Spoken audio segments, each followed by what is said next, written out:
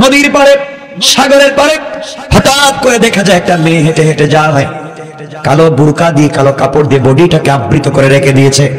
চিনা যায় না কে যায়, চিনাও যায় না, বোঝাও যায় না, পুরা বডিকে আবৃত করে দিয়েছে। হাতের মধ্যে কালো কাপড় লাগানো, পায়ের মধ্যে কালো কাপড়, চুলের গোড়া থেকে পায়ের পাতা পর্যন্ত কালো কাপড় দিয়ে ঢেকে রেখেছে। চিনবার কোনো সুযোগ নাই। রবি ইবনে সুলাইমান চিন্তা করলেন এই টাইমে কাপড়ে মনে হচ্ছে কোনো ধার্মিক পরিবারের কোনো ধার্মিক মহিলা হবে, কিন্তু সন্ধ্যার সময় ঘর থেকে বের হয়ে নদীর পাড়ে ঘোরাঘুরি করে কেন? তিনি তার পিছু নিতে লাগলেন, এই মহিলা কি করে দেখতে হবে। যেতে লাগলেন, যাওয়ার পরে কিছু দূর দেখা যায় নদীর পাড়ে মরে পড়ে আছে একটা গাধা। মহিলা আস্তে আস্তে করে এই গাধার কাছে চলে গিয়েছে। প্যাকেট থেকে একটা বস্তা বের করেছে, ব্যাগ বের করেছে, একটা চাকু এবং ছুরি বের করেছে। বের করে সে মরা গাধার গোশত গুলাকে কেটে কেটে ব্যাগের ভিতরে ঢোকাচ্ছে। রবি ইবনে সুলাইমান আশ্চর্য হয়ে গেলেন, বুঝতে পেরেছি এই মহিলা ছদ্মবেশে এখানে এসেছে। হয়তো এই মহিলা কোন রেস্টুরেন্ট মালিকের সঙ্গে গোপনে বিজনেস করে, এখান থেকে মরা হারাম গাদার গোশত কিনে নিয়ে মুসলমানদেরকে খাওয়াচ্ছে, ঈমান নষ্ট করবার জন্য ষড়যন্ত্র করতেছে। মরা গাদার গোশত কেটে নিয়ে যাচ্ছে। আজকালকে বাংলাদেশের অনেকগুলো রেস্টুরেন্টে মরা মোরগ খাওয়ায়, আছে না নাই? খাসির গোশত খাওয়ায়, কুত্তার গোশত খাওয়ায়। কথা বলেন না কেন? রবি ইবনে সুলাইমান চিন্তা করলেন এই মেয়ে মনে হয় এমন কোন সিন্ডিকেটের সদস্য হবে, সে মরা গাদার গোশত কেটে নিয়ে যায়, অথবা এই মেয়েটা কোনো কসাই হবে, গোশত বিক্রেতা হবে, এই জন্য ওগুলা কিনে এখান থেকে নিয়ে যাচ্ছে বাজারে বিক্রি করার জন্য, অথবা এই মেয়েটা নিজেই কোনো রেস্টুরেন্ট ব্যবসায়ী হবে।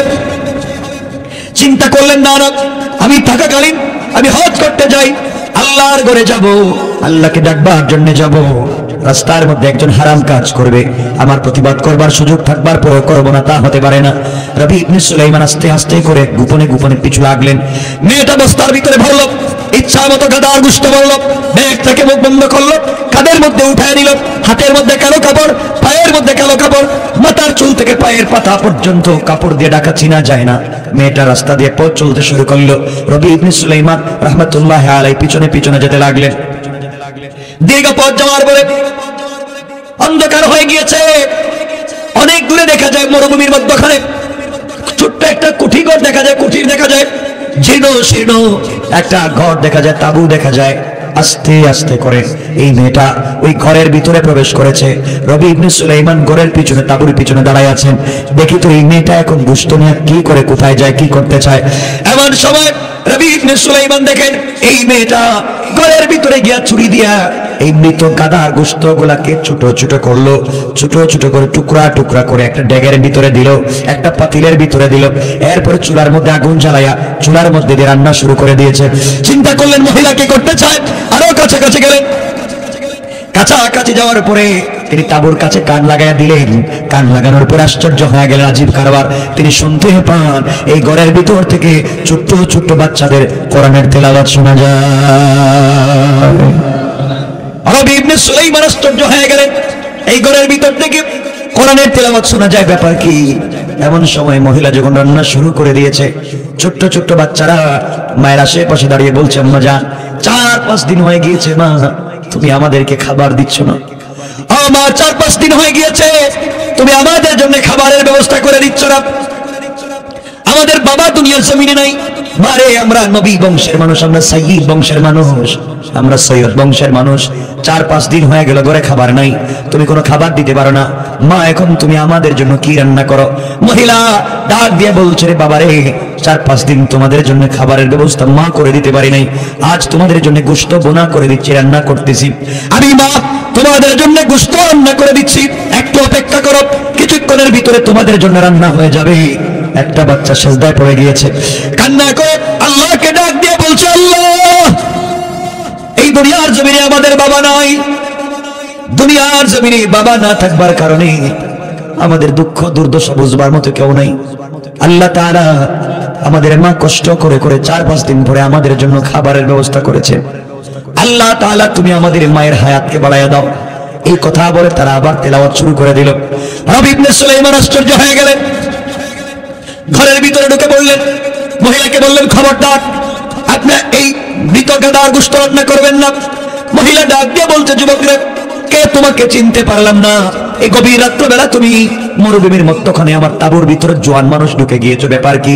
তুমি কেন ঢুকেছো? কি জানতে চাও, কি বলতে চাও?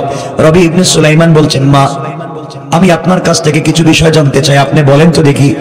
আপনি বলেন তো দেখি, আপনার কাছ থেকে জানতে চাই। মারে, আপনি কেন মৃত গাদার গোশত কেটে আনলেন, রান্না করে দিচ্ছেন? আপনি কেনই বা সন্তানদের সঙ্গে এই অন্যায় করতেছেন, প্রতারণা করতেছেন? সন্তানদেরকে কেন আপনি হারাম গোশত খাওয়াতে চান? মহিলা ডাক দিয়ে বলছে, ও যুবক, আজ 4-5 দিন হয়ে গেল সন্তানের জন্য খাবারের কোনো ব্যবস্থা আমি করতে পারি না। এলাকা ছেড়ে চলে এসেছি। আমি নবী বংশের একটা মেয়ে, আমার স্বামী ইন্তেকাল করেছেন। আমি সাইয়্যিদ বংশের একটা মেয়ে, চাইলে এলাকার মানুষের কাছে কোথাও হাত পাততে পারি না। এদিকে আমি জোয়ান মানুষ, কারো বাড়িতে কাজের জন্যও যাইতে পারি না। কোন জায়গায় যদি আমার চরিত্র স্খলন হয়ে যায়, চরিত্র নষ্ট হয়ে যায়, মানুষ আমার সঙ্গে খারাপ আচরণ করতে পারে, এই ভয়ে আমি কারো বাড়িতে কাজও যাইতে পারি না। কেউ কাজ আমাকে দেয় না, কেউ আমাকে কাজে দেয় না, নেয় না। এইভাবে 4-5 দিন চলে গিয়েছে। নিরুপায় হয়ে এই মুহূর্তে আমি নদীর পাড়ে গিয়ে মৃত গাদার গোশত কেটে নি আমি আমার বাচ্চাদের জীবন বাঁচানোর জন্য খাওয়াচ্ছি। রবি ইবনে সুলাইমান আশ্চর্য হয়ে গেলেন। এক তো বিধবা মহিলা, বাচ্চাগুলো এতিম, দেখবার মতো কেউ নাই, কেউ কাজে নেয় না, তাও তো নবী বংশে, নবী ফ্যামিলির একটা মেয়ে বলছে, ও যুবক, আমার স্বামীর বংশ থেকেও আমি সাইয়্যিদ, আমার মায়ের বংশ থেকেও আমি, আমার বাবার বংশ থেকেও সাইয়্যিদ, আমি দুই দিক থেকে আমি নবী বংশের সাথে সম্পৃক্ত, এই জন্য কারো কাছে হাত পাততে পারি না, লজ্জা হয়, কষ্ট করতেছি শেষ পর্যন্ত জীবন বাঁচানোর জন্য। কিছু করতে না পেরে আমি আজকে মরা মৃত গাদার গোশত কেটে এনে সন্তানদেরকে দিচ্ছি। রবি ইবনে সুলাইমান বলছেন, আম্মা জান, আপনি থেমে যান, এই মুহূর্তে আপনি থেমে যান। আপনি এই মুহূর্ত থেকে আর রান্না করবেন না, আধা ঘন্টা থেকে 1 ঘন্টা আপনি অপেক্ষা করেন, মা, আমি আসতেছি। এই কথা বলে রবি ইবনে সুলাইমান তাঁবুতে চলে গেলেন। তাঁবুতে যাওয়ার পরে হজ্জে গেলে যতগুলো টাকা খরচ হয় সবগুলো টাকা পকেটে নিলেন। বাজারে গেলেন, বাজারে গিয়ে অর্ধেক টাকা দিয়ে সবজি কিনলেন, হালাল গোশত কিনলেন, আটা কিনলেন, ময়দা কিনলেন, খাবার কিনলেন, একটা বস্তার ভিতরে ঢুকালেন, নিজের কাঁধে উঠালেন। যেই যুবকটা বন্ধুদের সঙ্গে আড্ডা দিত, যেই যুবক টাকা জমিয়েছে আল্লাহর রাসূলের রওজা জিয়ারত করবে, কাবা জিয়ারত করবে, বাইতুল্লাহ যাবে, হজ করবে, এই যুবকটা আজকে সব টাকার অর্ধেক দিয়ে আসে খাবার ক্রয় করলো, নিজের কাঁধে নিয়েছে, আর আল্লাহকে ডাক দিয়ে বলেছে, আল্লাহ তাআলা,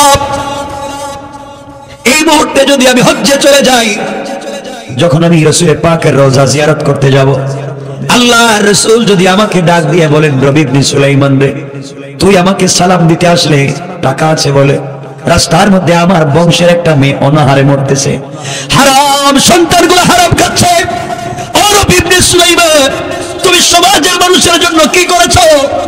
গরিব অসহায় মানুষের জন্য কি করেছো? তুমি তোমার সন্তানের জন্য ভালো খাবারের ব্যবস্থা করতে পেরেছো, বসবাসের জন্য ভালো একটা ঘরের ব্যবস্থা করেছো, টাকা ছিল, তুমি মদিনা পর্যন্ত এসেছো, তোমার চোখের সামনে মানুষ হারাম খাচ্ছে, আমার পরিবারের মানুষ হারাম খাচ্ছে, সহযোগিতা করলে না? এই চিন্তা করে রবি ইবনে সুলাইমান কান্না করে বলছেন, আল্লাহ তাআলা, তুমি আমাকে বাঁচাও, আমি যেন অন্যায়কারী না হতে পারি। আমার বন্ধুগণ, আমার ভাইরা, এক পর্যায়ে রবি ইবনে সুলাইমান দৌড়ে দৌড়ে এই জঙ্গলের ভিতরে ঢুকে গেলেন, তাঁবুর ভিতরে ঢুকে গেলেন। তাঁবুর ভিতরে গিয়ে মহিলাকে বলছেন, আম্মা জান, এই যে আপনার জন্য খাবার নিয়ে এসেছি, আজকে আপনি হারাম খাবারগুলা ফেলে দেন, আর জীবনে হারাম খায়েন না, কারো জন্য হারামের ব্যবস্থা করে দিবেন না। মারে, আপনার কথা আমি শুনেছি, আমার বড় ব্যথা লেগে গিয়েছে। আপনাকে আমি বলছি শুনেন, এই মুহূর্তে আপনাকে আমি বললাম, আজকে খাবার দিলাম, 1 মাস থেকে 2 মাস পর্যন্ত আমি যে খাবার কিনে দিয়েছি আপনার চলবে। খাবার যদি শেষ হয়ে যায়, আপনাকে আমি টাকা দিয়ে গেলাম, নগদ টাকা, এই টাকা দিয়ে আপনারা 1-2 মাস চলতে পারবেন। এই কথা বলে রবি ইবনে সুলাইমান বের হয়ে যাবেন। মহিলা চোখের পানি ছেড়ে আল্লাহকে ডাক দিয়ে বলতেছে, আল্লাহ, যে যুবককে চিনি না জানি না, হঠাৎ করে গভীর রাত্রে তাঁবুতে এসে আমার জন্য এমন ভালো ভালো খাবারের ব্যবস্থা করে দিয়েছে, নগদ টাকা দিয়ে আমার ইজ্জত রক্ষা করেছে, আল্লাহ তাআলা ওই যুবকটাকে কিয়ামতের দিনে রাসূল যে জান্নাতে যাবে, এই জান্নাতের মেহমান তুমি বানায়া দাও, পড়েন সুবহানাল্লাহ।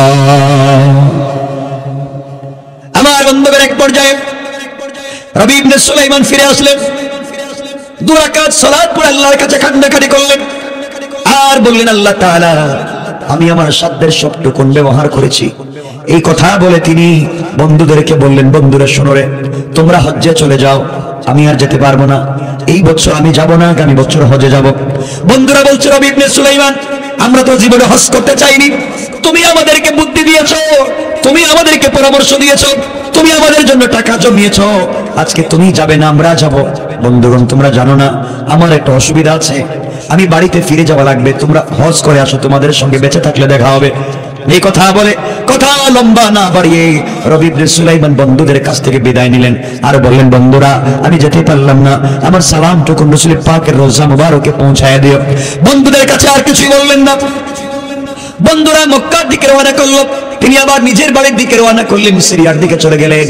আমার বন্ধুগণ, বন্ধুরা সবাই মিলে হজ্জে চলে গেল আর সবাই বলতেছে, আরে রবি ইবনে সুলাইমান আমাদেরকে একত্রিত করলো হজ করবার জন্য, আজকে সে নাই, আমরা একা একা যাচ্ছি, আজকে সে নাই। সবাই মিলে হজ্জে চলে গেলেন। যাওয়ার পরে একজন বন্ধু যখন তওয়াফ করতেছে, হঠাৎ করে সামনে তাকায় দেখে রবি ইবনে সুলাইমান তাদের সামনে সামনে যায় যায় তওয়াফ করতেছে। কি রে, এই লোকটা তো হজ্জে আসলো না, আমাদের সামনে থেকে ব্যাক করে চলে গেল, তাহলে আবার দেখে হজ্জে এসেছে। আরেকজন তাকে দেখে সে মাকাম ইব্রাহিমে 2 রাকাত সালাত পড়তেছে। আরেকজন দেখতে পায় সে জমজম কূপের সামনে দাঁড়িয়ে আছে, সুবহানাল্লাহ বলেন। আশ্চর্য হয়ে গেলেন, কি ব্যাপার? একজন দেখে রবি ইবনে সুলাইমান আরাফাতের ময়দানে চোখের পানি ছেড়ে কাঁদতেছে। এমন সময় বন্ধু বলতেছে, রবি রে, তুই না বললে হজ্জে আসবে না, তুই এখন কেমনে আসলে?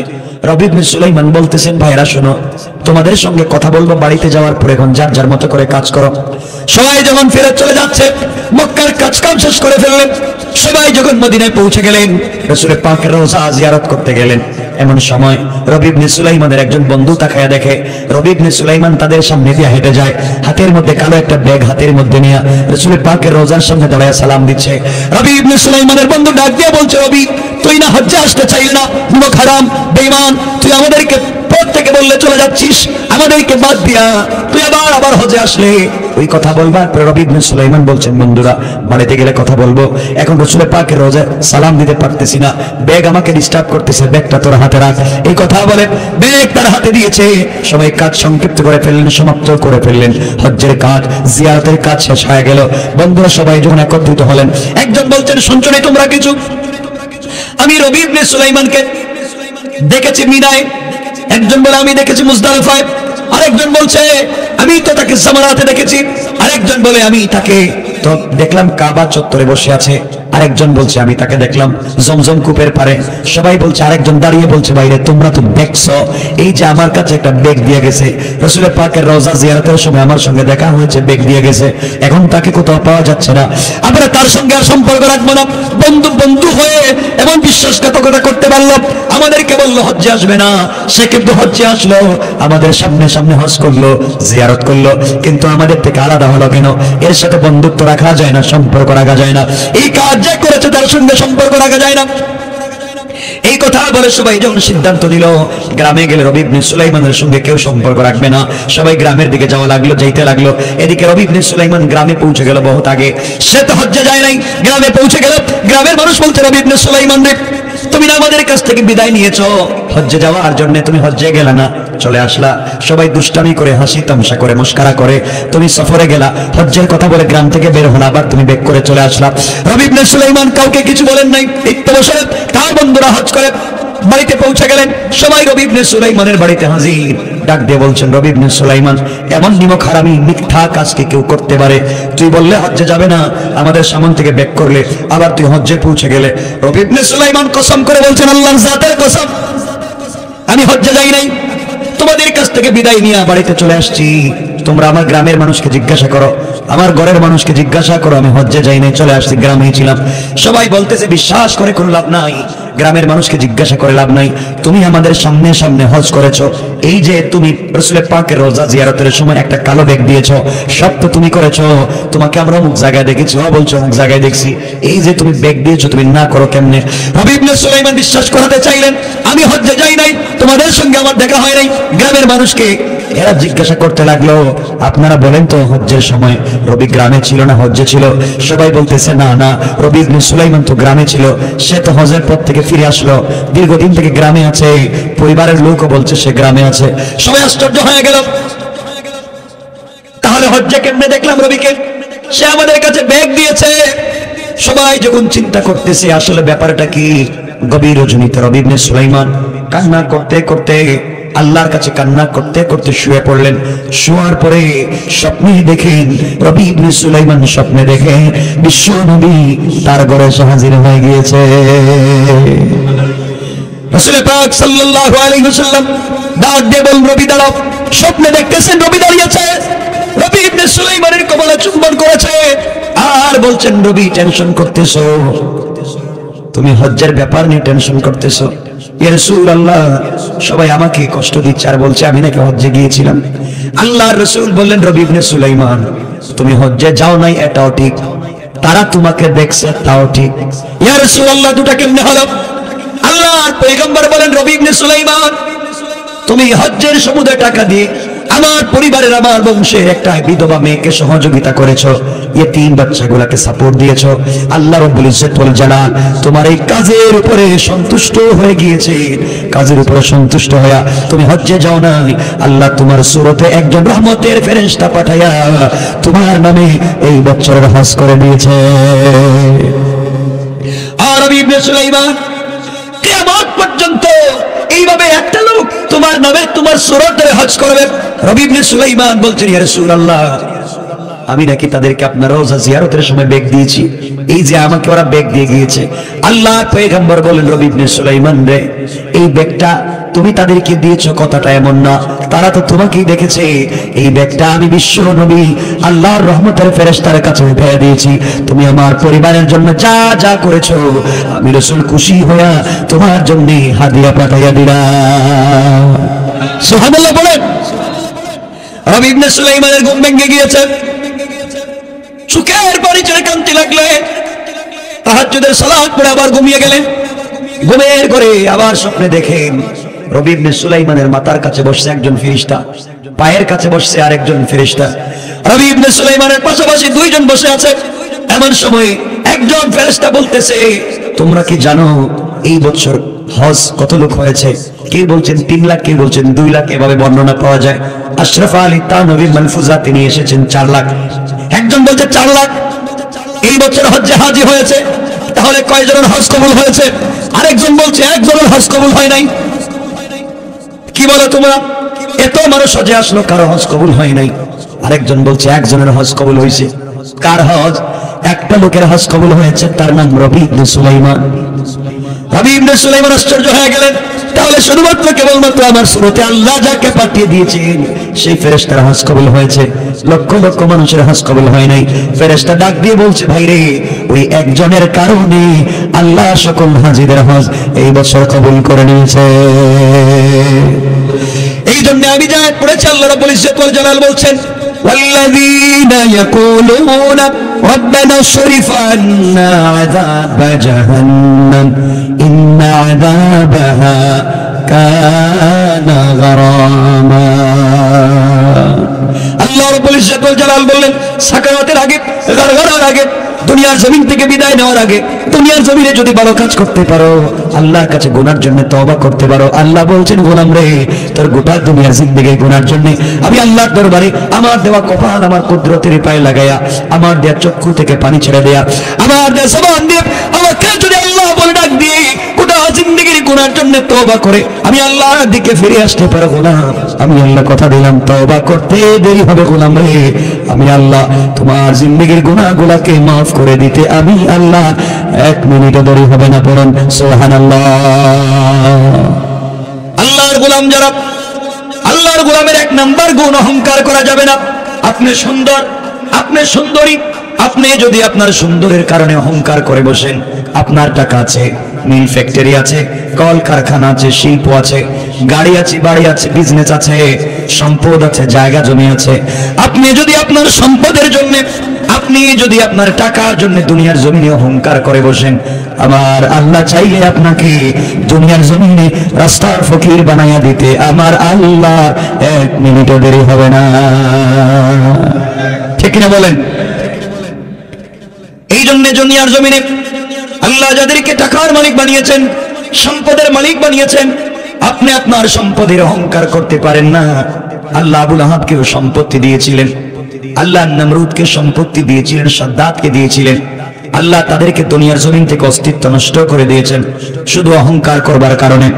আমার বন্ধুগণ, আল্লাহ যাদেরকে বড় আলেম বানিয়েছেন, বড় জ্ঞানী বানিয়েছেন, কোরআনের হাফেজ বানিয়েছেন, আলেম বানিয়েছেন, আল্লামা বানিয়েছেন, খতিব বানিয়েছেন, মুফাসসির বানিয়েছেন, মুফতি বানিয়েছেন, প্রফেসর বানিয়েছেন, doctor, doctor, engineer, FCPS, FRCS, barrister, উকিল, জজ, মুফতার, ডাক্তার বানিয়েছেন। যে আল্লাহ আপনাকে জ্ঞানী বানিয়েছেন, আপনি যদি আপনার জ্ঞানের কারণে আল্লাহর কাছে অহংকার করে বসেন, আল্লাহ রাব্বুল ইজ্জত ওয়াল জালাল বলছেন, আমি মুআল্লিমুল মালাইকা, ফেরেশতাদের শিক্ষকের মতো মহাজ্ঞানীকে অহংকার করবার অপরাধে আমি আল্লাহ যেমন শয়তান বানিয়ে দিয়েছি, তোমরাও যদি জ্ঞানের কারণে অহংকার করে বসো, আমি আল্লাহ শয়তান বানিয়ে দিতে আমি আল্লাহ 1 মিনিটও দেরি হবে না। কোন ঠিক কিনা? এজন্য আল্লাহ যাদেরকে জ্ঞানী বানিয়েছেন, আল্লাহ যাদেরকে জ্ঞান দিয়েছেন, আপনি জ্ঞানের কারণে অহংকার করতে পারেন? বলেন না, পারেন? এই জন্য আল্লাহর গোলামের 1 নম্বর গুণ হলো, আমার গোলাম দুনিয়ার জমিনে কোনোদিন অহংকার করবে না। সুতরাং আল্লাহকে আসতে আপনারা যদি নিজেকে আল্লাহর গোলাম মনে করেন, অহংকার বাদ দিয়ে নিজেকে মাটির মতো করে সমাজে চালান, রিকশাওয়ালাকে মানুষ মনে করেন, ভ্যানওয়ালাকে মানুষ মনে করেন, কৃষিকাজ যারা করে তাদেরকে মানুষ মনে করেন, সবাইকে মানুষ হিসাবে দেখেন, ছোট লোক বড় লোক দেখবেন না। আল্লাহর গোলামের 1 নম্বর গুণ অহংকার করা যাবে না। আল্লাহর গোলামের 2 নম্বর গুণ আমার আল্লাহ বললেন, ওয়াইদা খাতাবাহুমুল জাহিলুনা ক্বালু সালামা। আল্লাহ রাব্বুল ইজ্জত ওয়াল জালাল বললেন, এই দুনিয়ার জমিনে যারা আমি আল্লাহর গোলাম দাবি করবে, এই দুনিয়ার জমিনে যারা নিজেকে আমি আল্লাহর গোলাম মনে করবে, আমি আল্লাহর গোলামের 2 নম্বর গুণ হলো, আমার গোলামকে কেউ গালি দিলে গালির জবাব দিবে না, আঘাত করলে আঘাতের জবাব দিবে না, আমার গোলামকে মারলে মারের জবাব দিবে না। বরং আমি আল্লাহর গোলাম যারা দুনিয়ার জমিনে দাবি করবে, আমার গোলামকে কেউ গালি দিলে গালির জবাব দিবে না, বরং গালির জবাবে শান্তি আর সালামতির দোয়া করে যায়। পড়ুন সুবহানাল্লাহ। সুতরাং আল্লাহর গোলামের 2 নম্বর গুণ, গালি দেওয়া যাবে? বলেন না, গালি দেননি আপনারা? না, আপনারা তো ওলিয়া ওলিয়া পর্যায়ে পৌঁছে গেছে, গালি দেয় না।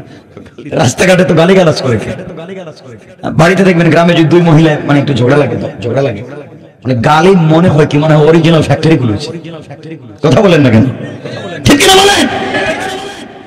এগুলা কেন সমাজকে নষ্ট করেছেন আপনারা? এজন্য কাউকে গালি দেওয়া যাবে? কথা বলেন কেন? আমাকে কথা দেন, কাউকে গালি দিবেন? বলেন, গালি দিবেন? গালি দিন।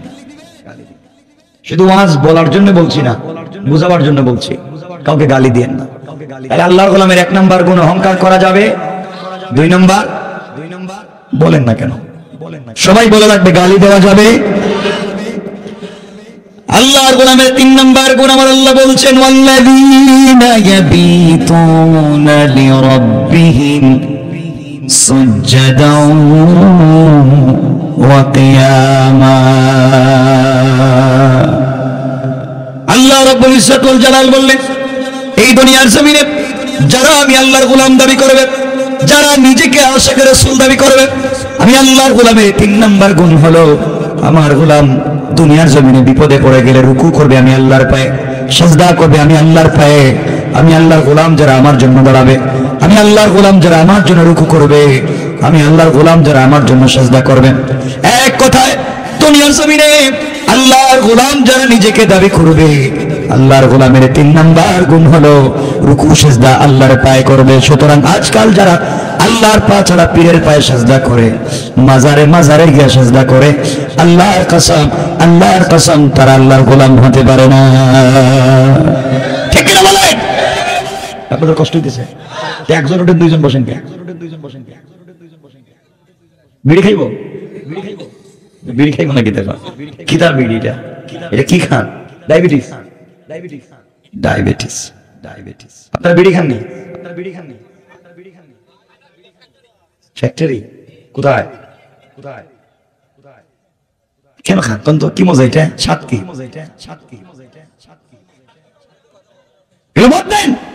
পচা জিনিস খাওয়ার অভ্যাস আপনাদের। ইনশাআল্লাহ বলেন, বিড়ি খাওয়ার ইনশাআল্লাহ। কালকে তো ওই ওয়াস্তে যাওয়ার সময় কবে একটু বিড়ি দিয়ে মানে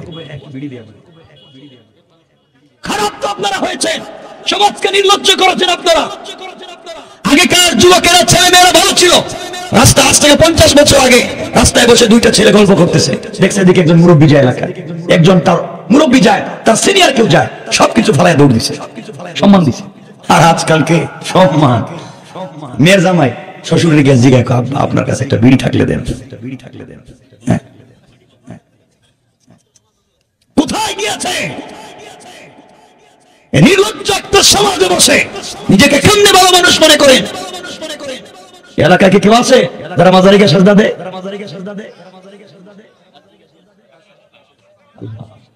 এটা তো রূপ ধরতে পারছে মনে হচ্ছে। এখানে কেউ থাকলে হাত উঠান, দেখি হাত উঠান, কেউ উঠাইতে না। আপনাদের মনে হইতেছে আমার অসুবিধা হইতেছে, বুঝছি আপনাদের কষ্ট হচ্ছে, অসুবিধা হচ্ছে, একটু হাত উঠাই দেখান, দেখি কার কার কষ্ট হইতেছে।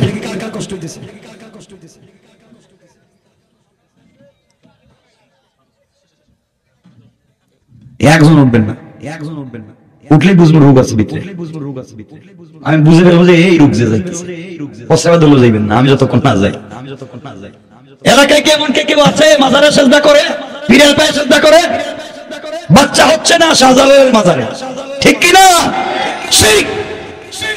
আল্লাহ ছাড়া যারা পীরের পায়ে সেজদা করে, মাজারে সেজদা করে, মাজারে গোলাপ জল দেয়, আগরবাতি জ্বালায়, মোমবাতি জ্বালায়, এগুলো শিরক। এগুলো কোন মুসলমান ভালো মানুষের কাজ হতে পারে না, পারে না। গাছের গোড়া কি কর? গাছে দিব পাত্তি, গাছে বাতি জ্বালায়, গাছে রশি বেঁধে রাখে, লাল কি লাগাই রাখে, এগুলো আসেনি এলাকায়। আমারে বলা লাগবে কেন মাজারে যা? আচ্ছা যান, যা ভালো লাগে করুক, আমারে বলতে মাজারে গিয়ে সেজদা দিবেন কেন? বলেন, পাওয়ার আশায় মরা মানুষ দিব না, মরে পড়ে গেছে। যে মরে গিয়েছে তার দেওয়ার কোনো ক্ষমতা নাই। কথা বলেন না কেন? যারা মরে গিয়েছে তাদের চাইতে আপনারা বহুত ভালো। যে বদমাশ, চোর, জিনাকার, বাটফার, ফেন্সিডিল ব্যবসায়ী, সে যদি জিন্দা থাকে মরে যাওয়া একজন অলির চাইতে ভালো। ঠিক কেমনে বুঝলেন? কারণ যে মরে গিয়েছে সে চাইলে একটা সেজদা দিতে পারবে না, যে মরে গিয়েছে চাইলে কোরআন তিলাওয়াত করতে পারবে না, যে মরে গিয়েছে চাইলেও দুনিয়া উঠে একবার একটা আল্লাহর কদমে নামাজ পড়তে পারবে না। কিন্তু যে জিনাকার চাইলে আজকে তিলাওয়াত করতে পারবে, সেজদা দিতে পারবে, তওবা করতে পারবে। কথা বলেন না কেন?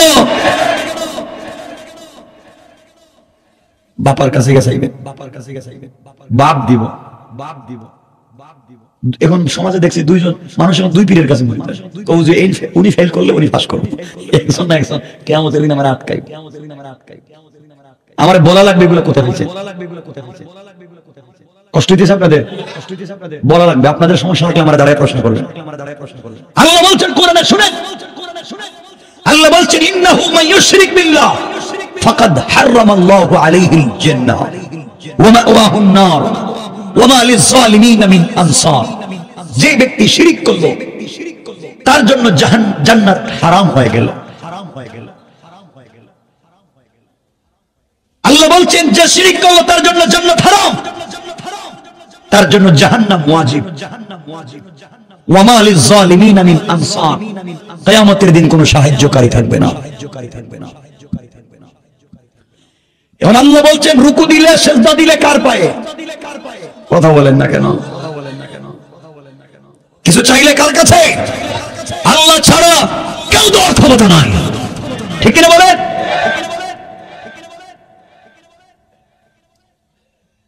যা চাইবেন আল্লাহর কাছে চাইবেন।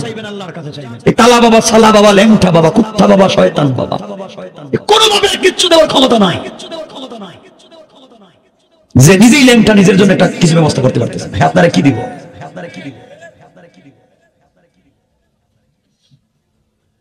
বলছেন কিছু যদি চাও হাইয়া আলাল ফালাহ, কল্যাণের দিকে আসো, আমি দিব।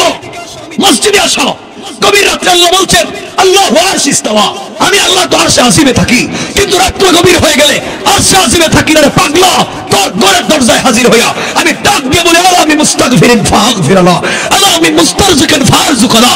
এই পাগল সারাদিন শয়তানি করছস, এখন ডাক দিয়া দিন। আর আপনি যাইতেছেন এর দরবারে,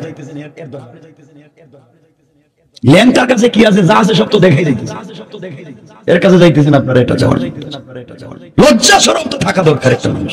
কমন সেন্স, জেনারেল নলেজ বাদ দিলাম, কমন সেন্স তো থাকা দরকার। কষ্ট পাইতেছেন আমার কথায়? এ তো খারাপ মানুষ, বাবা থুতু ফালে এটাও, মানে ওই যে কি যে সুপারি নাকি চাবাইয়া রাখি এটাও খায়। পা দোয়া পানি, বডি দোয়া পানি, এটা 10 টাকা করে বোতল বিক্রি হয়। বড় পীর এদিনকে এটার নাম দিয়েছে গোসল শরীফ, গোসল শরীফ, গোসল শরীফ নাম দিয়েছে, গোসল করতে। পিসাবের মাথা থেকে পা পর্যন্ত ধুইয়া এই পানি বোতলে বইরা বইরা মুড়িদেরা 10 টাকা করে বরকতের জন্য কিনে কিনে খায়। আরে পাগল, এই পানি মাথায় যখন দিছে কত জায়গা ধুইয়া মুইয়া নামছে। হ্যাঁ, এই পানি তোমরা খাইতেছো বরকতের জন্য। নাউজুবিল্লাহ বললেন না?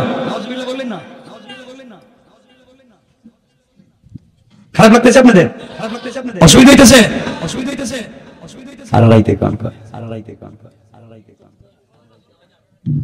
এই সবগুলো বাদ দেন, কোন ফিতনা চলবে না, কোন বাবা নয়। কিয়ামতের দিন কারো ক্ষমতা নাই আল্লাহর সামনে কিছু বলবার, কারো ক্ষমতা নেই আপনাকে বাঁচাবার। যেই দিন আল্লাহ বলবেন বলো লিমানিল মুলকুল ইয়াউম লিল্লাহিল ওয়াহিদুল কাহ্হার, কারো ক্ষমতা থাকলে কথা বলো, দাও কে আছো? দুনিয়া নাকি তোমার পাওয়ার ছিল, দুনিয়া নাকি তোমার দল ছিল, দুনিয়া নাকি তোমার নেতৃত্ব ছিল, দুনিয়া নাকি তোমার রাষ্ট্র ছিল, দুনিয়া নাকি তোমার মুরিদের অভাব ছিল না, দাও দেখি তোমার কেমন ক্ষমতা। দাঁড়াবে তো দূরের কথা, মুসার মতো পয়গম্বর আরশে আজিমের পিলার ধরে কাঁদবেন আর আল্লাহর কাছে বলবেন আল্লাহুম্মা লা আসআলুকাল ইয়াওমা উম্মতি ওয়ালা আবি ওয়ালা উখতি, আল্লাহ আজকের দিনে তোমার কাছে কিচ্ছু চাই না, উম্মত না, মা বাপ না, সন্তান না, আসআলুকাল ইয়াওমা নাফসি, আল্লাহ আজকের দিনে আমাকে বাঁচাও। একজন নবীর কথা বলতেছি, আপনারা বলবেন বাপ বাঁচাই, বাপ সবরে জান্নাতে যাইব। কিয়ামতের দিনে আল্লাহ তো হিসাব পর্যন্ত করতে চাইবে না, জানেনই না তো? কিয়ামতের দিনে আল্লাহ হিসাব পর্যন্ত করতে চাইবে না, কোন খাতা খুলবার দরকার নাই, সবগুলোরে জাহান্নামে দাও। এদের খাতা খুলে লাভ কি? এদের হিসাবের খাতায় তো শুধু গুনাহ। খাতা খুললেই দেখবো বদমাইশি করেছে, খাতা খুললেই দেখবো নামাজ পড়ছে না, খাতা খুললেই দেখবো জোহরের নামাজ পড়া মসজিদ থেকে বাইরে আমার বদনাম করছে, খাতা খুললেই দেখবো আরেকজনের জমি দখল করছে, খাতা খুললেই দেখবো হারাম খাইছে। খোলারই দরকার নাই, কথা বলেন না কেন? জান্নাতে তো সহজ নয়,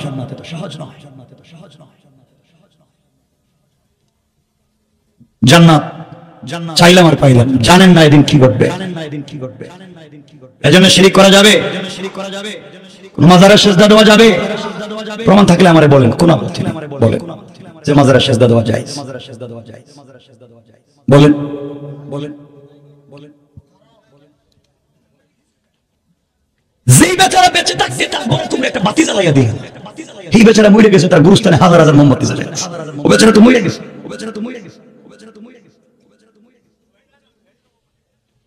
এগুলো সব বাদ দেন, শিরিক বাদ দেন, এই বাবা বাবা বাদ দেন। যতক্ষণ পর্যন্ত পীরের নাম জপেন, এর 100 ভাগের 1 ভাগ আল্লাহ রাসূলের নাম নিলে তো আপনি আল্লাহর ওলি হয়ে যেতেন, ঠিক না বলেন?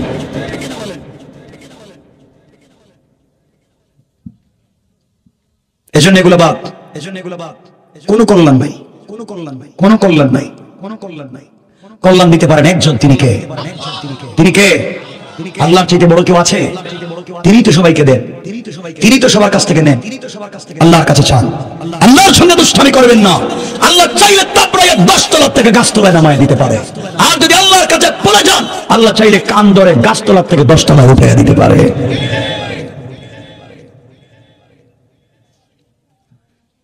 এই জন্য দুনিয়ার জমিনে যা করবো বুঝে শুনে করবো ইনশাআল্লাহ।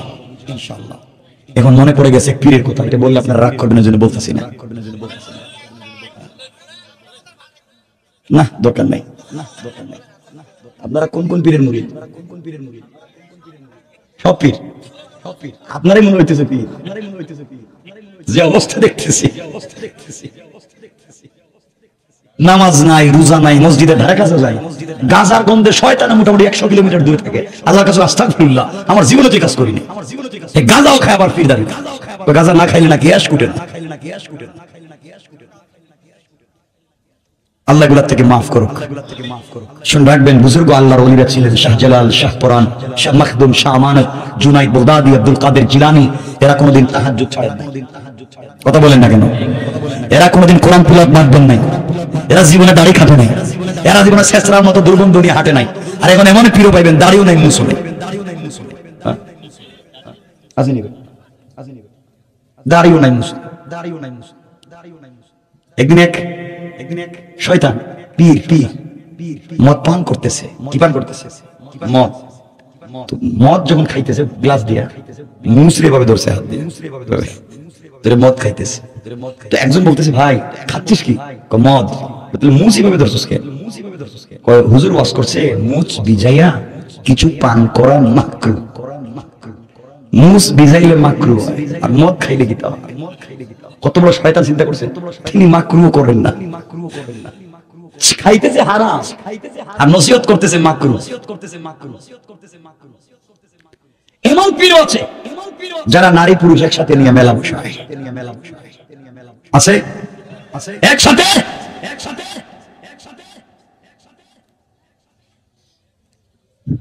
এক পীরের নাম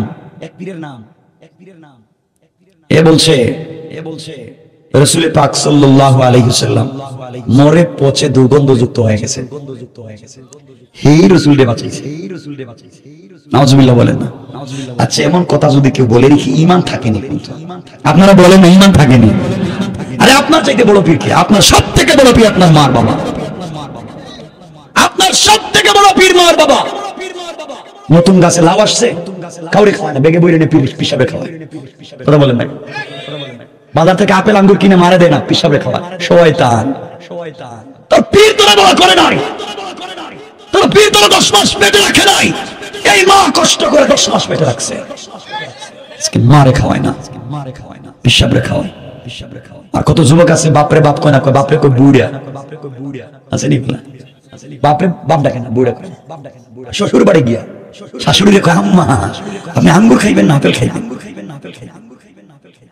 ঢাকা শহর থেকে বিদেশ থেকে টাকা পাঠায় মা বাবার কাছে না, পাঠায় শ্বশুর বাড়ি। এগুলো আসেনি ভাই? বলেন না। মা বাপকে দেখতেই পারে না, নিজের বাপ ভাই বোনকে দেখতে পারে না, দুই চোখে দেখতে পারে না।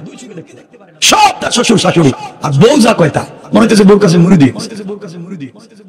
ঠিক বলা লাগবে? ঠিক।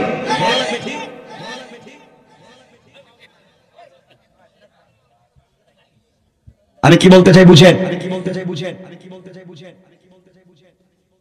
কিছু সব মহিলা না, কিছু ভালো মহিলাও আছে। যতক্ষণ পর্যন্ত নারীরা ঘরকে শান্তির ঘর করতে হবে, যদি তার বড় বোন আর মার ওয়াজ না শুনে। বাসা থেকে আসার সময় বড় বোনের ওয়াজ আর মায়ের নসিহত নিয়ে আসে, ঘরের ভিতরে। ঠিক আছে? এগুলা করা যাবে না, এগুলো বাদ দিয়ে দেন। এই ঘরটা নিজের। শাশুড়ি যারা আছেন তারা ছেলের বউকে নিজের মেয়ে মনে করেন, আর ছেলের বউ যারা আছেন তারা শাশুড়িকে নিজের মা মনে করেন। তাহলে ফিতনা থাকবে না ইনশাআল্লাহ। বলেন ইনশাআল্লাহ। আপনার ইনশাআল্লাহ বলে লাভ কি? যারা বলতো এরা তো জানেই না কি করতেছে।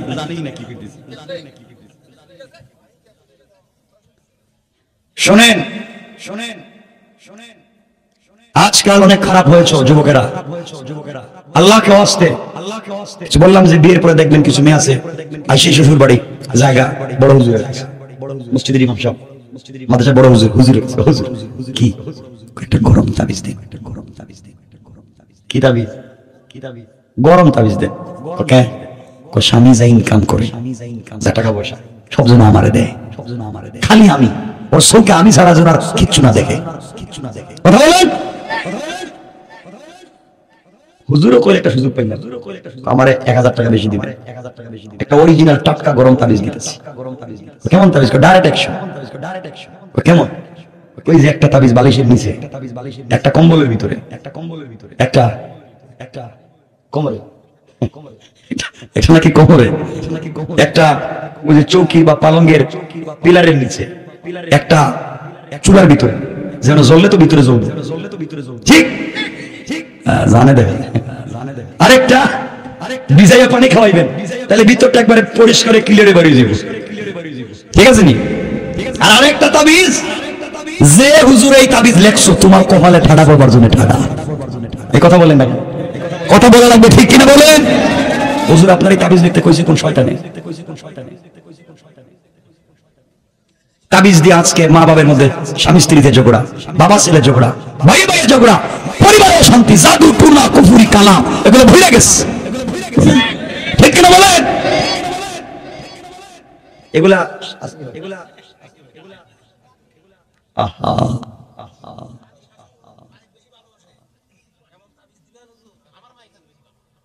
এগুলা সব বাদ দেন। কষ্ট পাইতেছেন আমার কথা?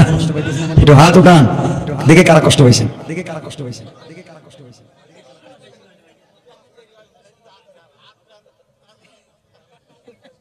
শুনেন কি বলতে চাই, বুঝেন? সুতরাং আল্লাহর ওয়াস্তে শিরক করা যাবে না, মাজারে চাওয়া যাবে না, দুনিয়ার কারো কাছে কিছু চাওয়া যাবে না। চাইলে চাইবো কার কাছে? নামাজ পড়বো কার কদমে, কথা শুনবো কার? পরিষ্কার পরিষ্কার পরিষ্কার তো পরিষ্কার পরিষ্কার। আল্লাহর গোলামের 4 নাম্বার গুণ আমার আল্লাহ বললেন, ওয়াল্লাযীনা ইয়াকুলুনা রব্বানা সরিফ আন্না আযাব জাহান্নাম ইন্না আযাবাহা কানা গারামা। আল্লাহ রাব্বুল ইজ্জত ওয়াল জালাল বললেন, এই দুনিয়ার জমিনে যারা আমি আল্লাহর গোলাম দাবি করবে, আশিক রাসূল দাবি করবে, আমি আল্লাহর গোলামের 4 নাম্বার গুণ হলো সাকারাত শুরু হয়ে যাওয়ার আগে, গারগারা শুরু হয়ে যাওয়ার আগে, কবরে চলে যাওয়ার আগে, মালাকুল মউত পৌঁছে যাওয়ার আগে, আজরাইল চলে আসার আগে আগে যারা তার জিন্দেগির গুনার জন্য আল্লাহর দরবারে তওবা করে, আল্লাহ বলেছেন গোলাম রে তওবা করতে দেরি হবে, আমি আল্লাহ তোমার জিন্দেগির গুনাহগুলোকে মাফ করে দিতে আমি আল্লাহ 1 মিনিটও দেরি হবে না। পড়েন সুবহানাল্লাহ। আল্লাহর গোলামের 1 নাম্বার গুণ অহংকার করা যাবে না। 2 নাম্বার গুণ গালি দেওয়া যাবে না, কেউ গালি দিলে শান্তির দোয়া করে দিতে হবে। 3 নাম্বার গুণ রুকু সিজদা করতে হবে আল্লাহর পায়ে। 4 নাম্বার গুণ হলো তওবা করতে হবে আল্লাহর কাছে। এই 4 গুণ যারা দুনিয়ার জমিনে অর্জন করবে, আল্লাহর রাসূল বলেছেন হাদিসে আরো 4 গুণের কথা। 1 নম্বরে রাসূল বলেছেন, ইয়া আইয়ুহান নাস আফশুস সালাম, হে মানুষ তোমরা একে অপরকে দেখা হলে সালাম দাও। কি দাও বলেন, কি দাও? আপনারা সালাম দেননি? দেন তো, আপনারা তো সালাম কো নেতা সালাম কো, আসসালামু আলাইকুম এটা কি? ঠিক মতো সালাম দিবেন, আসসালামু আলাইকুম ওয়া রাহমাতুল্লাহ। ইনশাআল্লাহ বলেন না? আজকে থেকে সালাম দিবেন। কারে দিবেন? সবাইকে সালাম দিবেন। বলেন বলেন সবাইকে সালাম দিবেন। মুসলিম যারা সবাইকে কি দিবেন?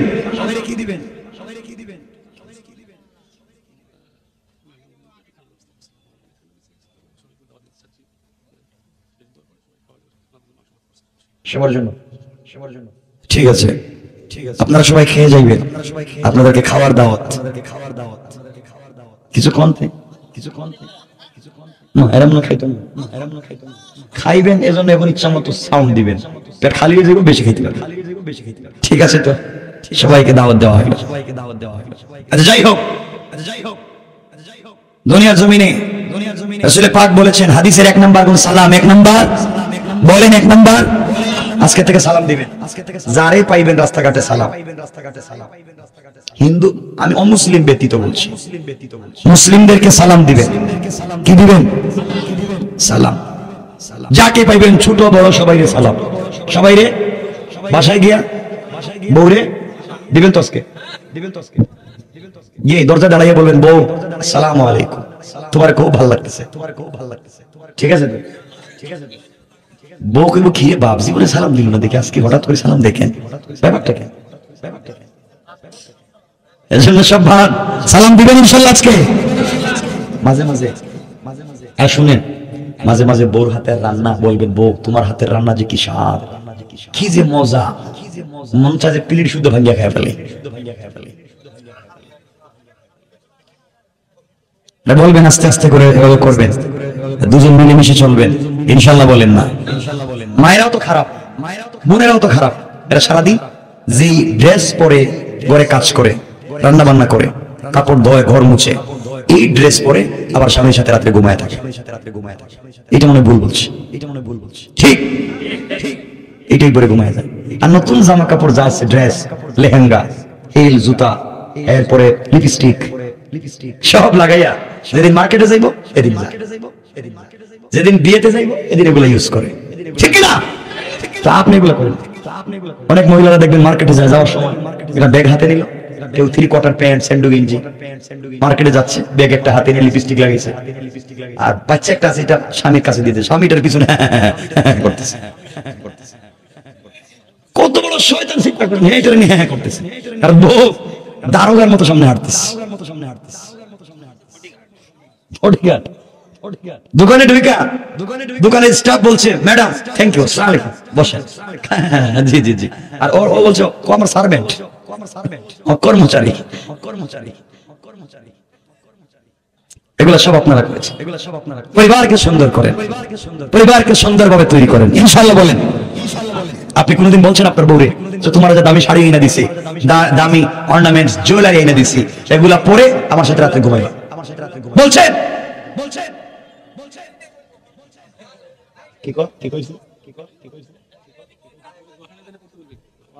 এগুলো দিবেন, বউর সাথে ভালো ব্যবহার করবেন। আপনাদের লজ্জা হওয়া দরকার যে আপনারাই কিনে দেন, আর নতুন নতুন দামি জিনিস হইলে ওরা মার্কেটে যায়, এরপরে বিভিন্ন বিয়ে শাদীতে যায়, পাবলিক দেখে, আর আপনি এই ছেঁড়া কাপড়, ঠিক কিনা বলেন? আপনার লাভ হইল কি? কিনে দিবেন না কেন? বউর সাথে খারাপ ব্যবহার করবেন না। আচ্ছা, ডোন্ট মাইন্ড, রাগ করবেন না, আমি আলোচনা তো ব্যবহার করতেছি, আমরা লম্বা আলোচনা করব, কিন্তু 12টা হয়ে গেলে রেখে দিব। যদি আপনারা দেখি উঠে যাচ্ছেন, বসে যাচ্ছেন, ঠান্ডা লাগতেছে, বিয়ে করছেন কার একটু হাত উঠান, বিয়ে করলে হাত উঠান, কোনো আপত্তি নেই, কোনো সমস্যা নেই, ঠিক আছে, মাশাআল্লাহ, অনেক বেশি বিয়ে করছেন। বিয়ের সময় বোন মোহর দিছেননি? মোহর, মোহর বুঝেন নাই কথা, মোহর বলেন, দেন মোহর,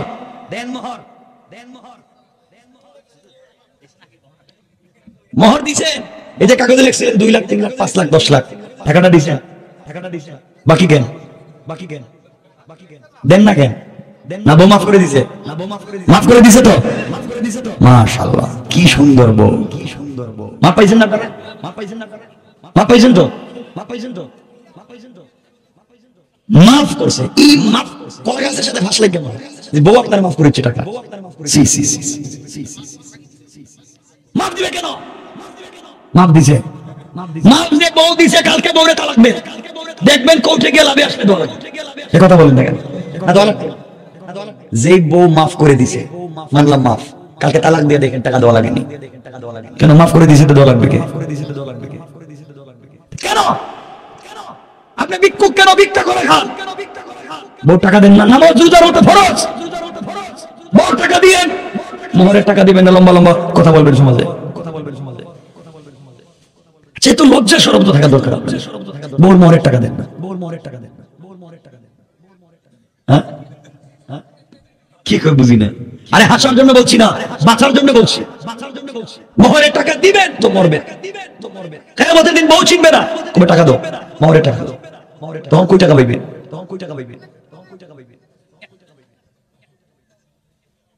খারাপ লাগতেছে আপনাদের? মনে হয় উনি মোহরের টাকা দেয় নাই, এই জন্য ঝামেলা আছে। বউ শুনতেছে মনে হয়, ঘরে গেলে খবর আছে, বউর শরীরে টাচ করার আগে মোহরের টাকা দেওয়ার কথা ছিল। যদি না দিতে পারেন, মাসে মাসে মাসে মাসে পকেট খরচের টাকা 500 দেন, 1000 টাকা করে দিয়ে মোহরের টাকা দিতে হবে। টাকা দিবেন না, ইসলামটারে বুঝেন, তাহলে ফিরি ফিরি সব সাপ্লাই পাইতেন। মোহরের টাকা দিবেন। আর যারা বিয়ে করো নাই, বিয়ের সময় কোনো ধরনের যৌতুক নিবা না, ইনশাআল্লাহ। যৌতুক নিবাও না, যৌতুক দিবাও না। যৌতুক নিবা না, ঠিক আছে তো? কিছু হয় না, যৌতুক নিও না আর যৌতুক দিও না। আল্লাহ যেন হেফাজত করেন। বেচারা মেয়ে জন্ম দিছে দেখে কি ঠেকছে? কি একটা নির্লজ্জের কথা যে আজকালকার মুসলিমরা মোহরের টাকা দেয়। আপনি দুনিয়ার সব করতে পারেন, মোহর টাকা দিতে গেলে শুধু মাফ, খালি মাফ। টাকাগুলা দিয়ে দিয়ে আস্তে আস্তে জয় টাকা লিখছিলেন কাগজে। আমার বন্ধুগণ, রাসূল পাক বলছেন আফসুস সালাম, 1 নম্বর সালাম। 2 নম্বর নবীজি বলেছেন ওয়া তুইমুত তাআম, যার ঘরে খাবার নাই তার ঘরে খাবার পৌঁছে দাও। আপনার ঘরে 10টা আইটেমের খাবার আছে, আপনার প্রতিবেশীর ঘরে এক বেলার খাবার নাই। বন্ধুগণ, যেভাবেই হোক আপনি মানুষের ঘরে খাবার পৌঁছে দিবেন। আপনার বাচ্চার হাতে দামি দামি জুস আছে, ফ্রুটস আছে, চকলেট আছে, প্রতিবেশীর বাচ্চাকে আপনার সুযোগ থাকবার পরে দিলেন না, কিয়ামতের দিন আপনাকে জবাবদিহি করা লাগবে। এই জন্য রাসূল পাক সাল্লাল্লাহু আলাইহি ওয়াসাল্লাম মায়েদেরকে বলতেন, আমাদের মায়েদেরকে বলতেন, নিজের স্ত্রীকে বলতেন, ঘরে রান্না করলে জুল একটু বেশি দিও, যেন তোমরা মানুষের ঘরে মানুষকে সহযোগিতা করতে পারো। এই জন্য নবীজি বলেছেন ওয়া তুইমুত তাআম, যার ঘরে খাবার নাই তার ঘরে খাবার পৌঁছে দাও। 3 নম্বরে বলেছেন ওয়াসিলুল আরহাম, আত্মীয়তার বন্ধনকে ঠিক রাখো। বাবা ছেলের সম্পর্ক ঠিক রাখো, মা মেয়ের সম্পর্ক ঠিক রাখো, ভাই ভাইয়ের সম্পর্ক ঠিক রাখো, সমাজের ভিতরে ভালোবাসা তৈরি করো। আজকে সমাজের ভিতরে শুধু ফিতনা তৈরি করে রেখেছি আমরা, এই জন্য ওয়াসিলুল আরহাম, আত্মীয়তার বন্ধন ঠিক রাখো। 4 নম্বর নবীজি বলেছেন সাল্লু ফিল লাইলি ওয়ান নাসু নিয়াম, গভীর রাত্রে ঘুম থেকে উঠে 2 রাকাত সালাত আদায় করো, 4 রাকাত সালাত আদায় করো, তাহাজ্জুদের সালাত আদায় করো। নবীজির 1 নম্বর কথা আফসুস সালাম, তোমরা সালাম দাও। 2 নম্বর ওয়া আতইমুত তাআম, যার ঘরে খাবার নাই তার ঘরে খাবার দাও। 3 নম্বর ওয়াসিলুল আরহাম, আত্মীয়তার বন্ধন ঠিক রাখো। 4 নম্বর সাল্লু ফিল লাইলি ওয়ান নাসু নিয়াম, গভীর রাতে সালাত আদায় করে আল্লাহর কাছে কান্নাকাটি করো।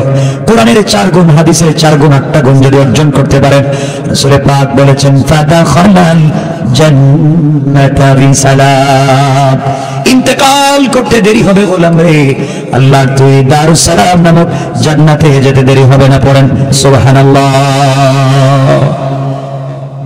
এই জান্নাতে যদি যেতে হয় 1 নম্বর হলো অহংকার করা যাবে না, 2 নম্বর গালি দেওয়া যাবে না, 3 নম্বর রুকু সিজদা। আমার দিকে তাকান, আমার দিকে তাকান, কোনো সমস্যা? আমার দিকে তাকান, আমার দিকে তাকান। 1 নম্বর নবীজি বলেছে, আল্লাহ রাব্বুল ইজ্জত ওয়াল জালাল বলেছেন 1 নম্বর গুণ অহংকার করা যাবে। বলেন যাবে?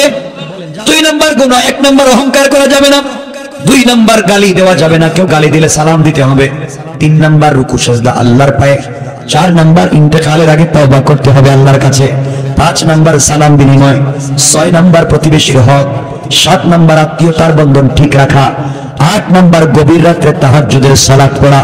এই 8টা গুণ যারা অর্জন করতে পারবে, ইন্তেকাল করতে দেরি হবে, দারুস সালাম নামক জান্নাতে যেতে দেরি হবে না। পড়েন সুবহানাল্লাহ। আমার বন্ধুগণ, দুনিয়ার জমিনে মানুষকে যদি সহযোগিতা করতে পারেন, আপনার যা আছে তা দিয়ে মানুষের সামনে যদি দাঁড়াতে পারেন, মানুষের কাছে যদি আপনাকে প্রেজেন্ট করতে পারেন, আল্লাহ রাব্বুল ইজ্জত ওয়াল জালাল বলেছেন গোলাম রে, তুমি তোমার সবটুকু দিয়ে যদি মানুষের কল্যাণের জন্য আগাইয়া যাও, আমি আল্লাহ কথা দিলাম কিয়ামতের দিন রাসূল পাকের নিজ হাতে হাউজে কাউসারের পানি পান করায়া আমার আরশে আজিমের ছায়ার নিচে জায়গা দেয়া বিনা হিসাবে জান্নাতের ফয়সালা করে দিলাম। পড়েন সুবহানাল্লাহ। আমার মুসলমান বন্ধুগণ, গভীর মনোযোগ, ওই জায়গায় কি বলতে চাই মনোযোগ দিয়ে শুনেন। এই দুনিয়ার জমিনে তোমার মতো আমার মতো একটা যুবক ছিল, এই যুবকের নাম ছিল রবি ইবনে সুলাইমান। রবি ইবনে সুলাইমান রাহমাতুল্লাহি আলাইহি সব সময় বন্ধুদের সঙ্গে আড্ডা দিতেন, রং তামসা গল্প গুজব করতেন, টাকা পয়সাও ছিল, বন্ধুদেরকে নিয়ে বিভিন্ন জায়গা ঘুরতে যেতেন, আনন্দ করতেন, ভ্রমণ করতেন, পিকনিক করতেন, এভাবে তার সময় কেটে যায়। এই রবি ইবনে সুলাইমান রাহমাতুল্লাহি আলাইহি একদিন বন্ধুদেরকে বললেন, জীবনে কত ঘোরাঘুরি করলাম, কত রং জম করলাম, সব তো দুনিয়া রেখে যেতে হবে। রবি ইবনে সুলাইমান বলছেন, বন্ধুরা শুনো, এই দুনিয়ার জমিনে একদিন আমার তৈরি করা বাড়ি থাকবে, আমি থাকবো না, আমার বিজনেস থাকবে, আমি থাকবো না, আমার গাড়ি থাকবে, আমি থাকবো না, চৌধুরী বাড়ির চৌধুরী বাড়ি থাকবে, চৌধুরী সাহেব থাকবেন না। খান বাড়ির খান বাড়ি থাকবে, খান সাহেব থাকবেন না। চেয়ারম্যানের বাড়ির চেয়ারম্যান বাড়ি থাকবে, চেয়ারম্যান থাকবেন না। আপনার এলাকার ধনী ব্যক্তির ধনীর বাড়ি থাকবে, ধনী থাকবেন না। সবাই কিন্তু কবরে যাওয়া লাগবে, আল্লাহর সামনে দাঁড়াতে হবে। রবি ইবনে সুলাইমান বলছেন, যুবকেরা শোনো, আমার বন্ধুগণ শোনো, আমরা এই বছর আনন্দ বিনোদন করব না, ঘোরাঘুরি করব না, রংধন করব না, খেল তামাশায় সময় নষ্ট করব না। এই বছর আমরা টাকা জমাইয়া আল্লাহর ঘর তওয়াফ করতে যাব, জিয়ারতে যাব, হজ করতে চলে যাব। 10-15 জন বন্ধু মিলিত হলেন আর চিন্তা করলেন আমরা এবার হজ্জে চলে যাব। এই বলে তারা টাকা জমাতে লাগলেন। আমরা টাকা জমা করি বিনোদন করব, আমরা টাকা জমা করি ঘুরতে যাওয়ার জন্য। রবি ইবনে সুলাইমান বন্ধুদেরকে নিয়ে টাকা জমা করতে লাগলেন হজ্জে যাওয়ার জন্য। আমার বন্ধুগণ টাকা জমা করতে করতে হজ্জের সময় চলে আসলো। রবি ইবনে সুলাইমান বন্ধু বান্ধবদেরকে নিয়ে এলাকার পড়া মহল্লার সবার কাছ থেকে বিদায় নিলেন। হজ্জে চলে যাই, সবাই আমাদের জন্য দোয়া করবেন, সবার সালাম আমরা রাসূল পাকের রওজা মুবারকে পৌঁছে দেব। আপনাদের জন্য কাবার গিলাফে ধরে দোয়া করব, আমাদের জন্য আপনারা দোয়া করবেন, আমরাও আপনাদের জন্য দোয়া করব। এই কথাগুলো বলতে বলতে সবার কাছ থেকে বিদায় নিয়ে রবি ইবনে সুলাইমান আর তার বন্ধুগণ মিলে হজ করার জন্য বের হয়ে গেলেন। রমজানুল মুবারকে তারা সফর শুরু করলেন। আমার বন্ধুগণ দীর্ঘ পথ চলতে লাগলেন, দীর্ঘ পথ চলতে লাগলেন। এলাকার মানুষ তাদেরকে হাদিয়া তোহফা দিল, দিল করে সবাইকে দোয়া করে দিলেন। এলাকার মানুষ বললেন, রবি ইবনে সুলাইমানের বন্ধুগণ শোনো রে, তোমরা যখন মদিনায় পৌঁছে যাইবা, আমরা যেতেই পারলাম না, আমাদের পক্ষ থেকে রাসূল পাকের রওজার মধ্যে সালাম পৌঁছায়া দিও। তোমরা আমাদের জন্য মাকাম ইব্রাহিমে 2 রাকাত সালাত আদায় করে দোয়া করবে, জমজম কূপের কাছে গিয়ে আমাদের জন্য দোয়া করবে, মিনায় গিয়ে আমাদের জন্য দোয়া করবে, আরাফাতে আমাদের জন্য দোয়া করবে, জামারাতে আমাদের জন্য দোয়া করবে, মুজদালিফায় আমাদের জন্য দোয়া করবে। সবার কাছ থেকে বিদায় নিলেন, পথ চলতে লাগলেন, আল্লাহর উপরে ভরসা করে চলতে লাগলেন। আমার বন্ধুগণ, রবি ইবনে সুলাইমান তার বন্ধুগণ দীর্ঘদিন পর্যন্ত সফর করতে লাগলেন। করতে করতে ক্লান্ত হয়ে গেলেন। ক্লান্ত হয়ে যাওয়ার পরে রবি ইবনে সুলাইমান আর তার বন্ধুরা মিলে একদিন একটা গাছের গোড়ার মধ্যে বিশ্রাম নিতে লাগলেন। রবি ইবনে সুলাইমান আর তার বন্ধুগণ যখন বিশ্রাম নিচ্ছেন, রবি ইবনে সুলাইমান রাহমাতুল্লাহি আলাইহি দুপুর বেলা বিশ্রাম থেকে উঠে গেলেন, যোহরের সালাত আদায় করলেন, ঘোড়া নিয়ে বের হয়ে গেলেন, ঘুরতে লাগলেন, এলাকার মধ্যে ঘোরাঘুরি করতেছেন। সন্ধ্যা হয়ে গেল, অন্ধকার নেমে আসছে। আসরের মাগরিবের মধ্যখান সময় হঠাৎ করে রবি ইবনে সুলাইমান তাকায় দেখেন নদীর পাড়ে, সাগরের পাড়ে হঠাৎ করে দেখা যায় একটা মেয়ে হেঁটে হেঁটে যায়, কালো বুরকা দিয়ে, কালো কাপড় দিয়ে বডিটাকে আবৃত করে রেখে দিয়েছে। চিনা যায় না কে যায়, চিনাও যায় না, বোঝাও যায় না, পুরা বডিকে আবৃত করে দিয়েছে। হাতের মধ্যে কালো কাপড় লাগানো, পায়ের মধ্যে কালো কাপড়, চুলের গোড়া থেকে পায়ের পাতা পর্যন্ত কালো কাপড় দিয়ে ঢেকে রেখেছে। চিনবার কোনো সুযোগ নাই। রবি ইবনে সুলাইমান চিন্তা করলেন এই টাইমে কাপড়ে মনে হচ্ছে কোনো ধার্মিক পরিবারের কোনো ধার্মিক মহিলা হবে, কিন্তু সন্ধ্যার সময় ঘর থেকে বের হয়ে নদীর পাড়ে ঘোরাঘুরি করে কেন? তিনি তার পিছু নিতে লাগলেন, এই মহিলা কি করে দেখতে হবে। যেতে লাগলেন, যাওয়ার পরে কিছু দূর দেখা যায় নদীর পাড়ে মরে পড়ে আছে একটা গাধা। মহিলা আস্তে আস্তে করে এই গাধার কাছে চলে গিয়েছে, প্যাকেট থেকে একটা বস্তা বের করেছে, ব্যাগ বের করেছে, একটা চাকু এবং ছুরি বের করেছে। বের করে সে মরা মরা গাধার গোশতগুলোকে কেটে কেটে ব্যাগের ভিতরে ঢোকাচ্ছে। রবি ইবনে সুলাইমান আশ্চর্য হয়ে গেলেন, বুঝতে পেরেছি এই মহিলা ছদ্মবেশে এখানে এসেছে। হয়তো এই মহিলা কোনো রেস্টুরেন্ট মালিকের সঙ্গে গোপনে বিজনেস করে, এখান থেকে মরা হারাম গাদার গোশত কিনে নিয়ে মুসলমানদেরকে খাওয়াচ্ছে, ঈমান নষ্ট করবার জন্য ষড়যন্ত্র করতেছে। মরা গাদার গোশত কেটে নিয়ে যাচ্ছে। আজকালকে বাংলাদেশের অনেকগুলো রেস্টুরেন্টে মরা মুরগ খাওয়ায়, আছে না নাই? খাসির গোশত খেয়ে কুত্তার গোশত খাওয়ায়। কথা বলেন না কেন?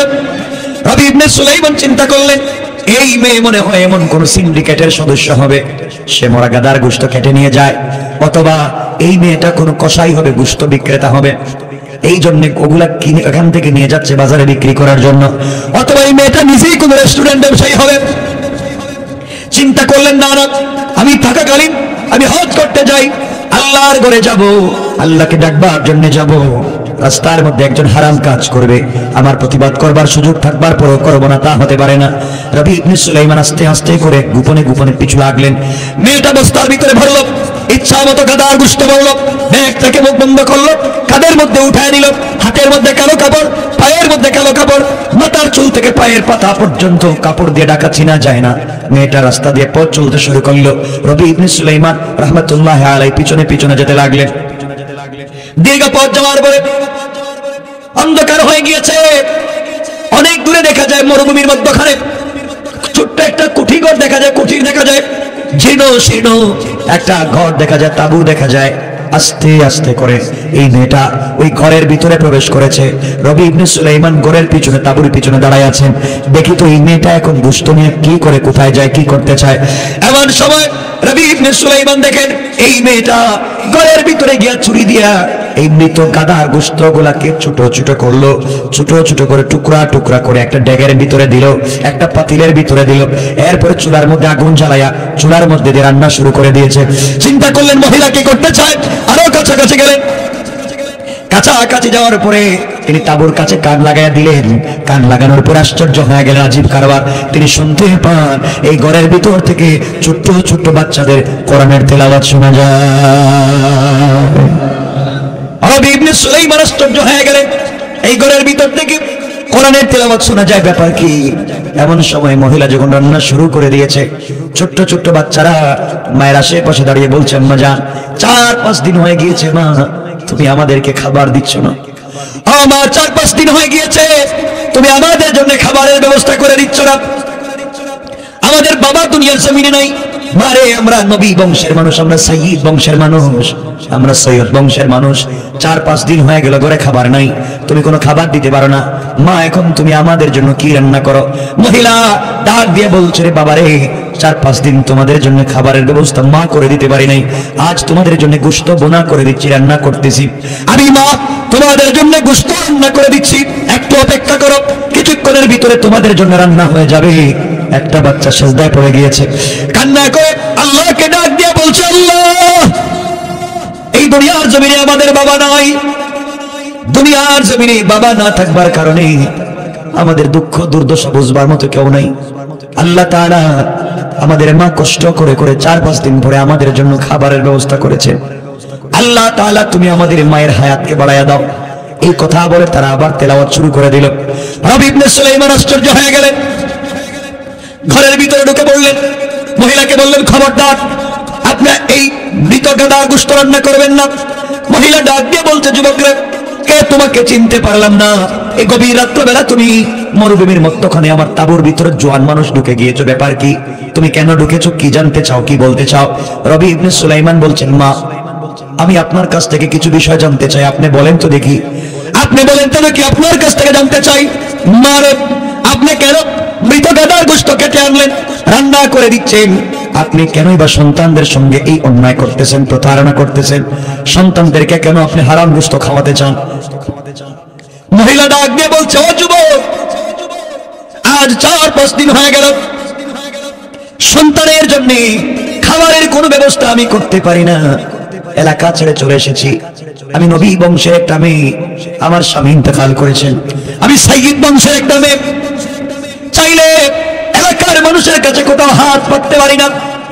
এদিকে আমি জোয়ান মানুষ, কারো বাড়িতে কাজের জন্যও যাইতে পারি না। কোন জায়গায় যদি আমার চরিত্র স্খলন হয়ে যায়, চরিত্র নষ্ট হয়ে যায়, মানুষ আমার সঙ্গে খারাপ আচরণ করতে পারে, এই ভয়ে আমি কারো বাড়িতে কাজও যাইতে পারি না। কেউ কাজ আমাকে দেয় না, কেউ আমাকে কাজে দেয় না, নেয় না। এইভাবে 4-5 দিন চলে গিয়েছে। নিরুপায় হয়ে এই মুহূর্তে আমি নদীর পাড়ে গিয়ে মৃত গাধার গোশত কেটে নিই, আমি আমার বাচ্চাদের জীবন বাঁচানোর জন্য খাওয়াচ্ছি। রবি ইবনে সুলাইমান আশ্চর্য হয়ে গেলেন, একটা বিধবা মহিলা, বাচ্চাগুলো এতিম, দেখবার মতো কেউ নাই, কেউ কাজে নেয় না, তাও তো নবী বংশে, নবী ফ্যামিলির একটা মেয়ে। মেয়ে বলছে, ও যুবক, আমার স্বামীর বংশ থেকেও আমি সাইয়্যিদ, আমার মায়ের বংশ থেকেও, আমি আমার বাবার বংশ থেকেও সাইয়্যিদ, আমি দুই দিক থেকে আমি নবী বংশের সাথে সম্পৃক্ত। এই জন্য কারো কাছে হাত পাততে পারি না, লজ্জা হয়। কষ্ট করতেছি শেষ পর্যন্ত জীবন বাঁচানোর জন্য, কিছু করতে না পেরে আমি আজকে মরা মৃত গাদার গোশত কেটে এনে সন্তানদেরকে দিচ্ছি। রবি ইবনে সুলাইমান বলছেন, আম্মা জান আপনি থেমে যান, এই মুহূর্তে আপনি থেমে যান, আপনি এই মুহূর্ত থেকে আর রান্না করবেন না, আধা ঘন্টা থেকে 1 ঘন্টা আপনি অপেক্ষা করেন মা, আমি আসতেছি। এই কথা বলে রবি ইবনে সুলাইমান তাঁবুতে চলে গেলেন।